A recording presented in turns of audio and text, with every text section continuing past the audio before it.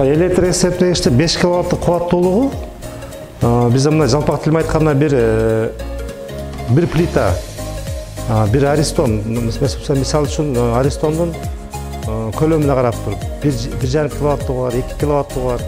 Бир аристон, бир плита 3-чү тефальды сайганда өчөт.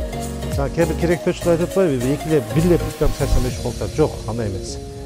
Плитанын чоң кичинесине карайт, 5 киловаттык чоң самодельный плитаны сайган болсо, ал өчүп калышы мүмкүн. Ошон үчүн аристонду 2 плитаны колдонуп туруп 3-чү тефальды сайып атканда, аристон өчүп турган болсо, ошол нерсе өчпөйт. Биз көрүп атабыз, бир плита өчүп калып атат, жерине барып текшергенде бөлөкчө болуп чыгып атат, төпүп болуп чыгып калып атат, аристондун чоң 100 литрлик аристондар чыгып калып атат.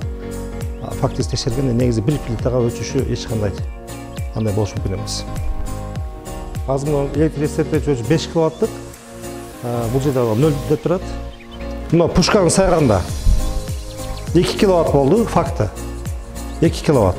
Мунун сайгын, бул масляный печка, бул бир эле положениясын иштетебиз азыр.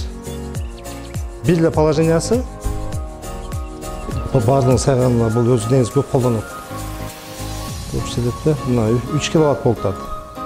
Бир тефаль өзүнчө дагы бир тефальды үтүктүн ордуна сайдык да.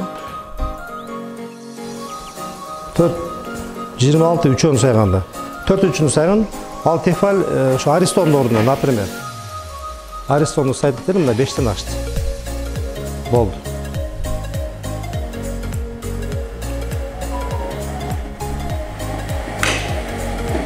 Өзү 5тен ачкандан кийин ушинтип таштайт. Таштайт. 1 минуттан ичинде таштайт да.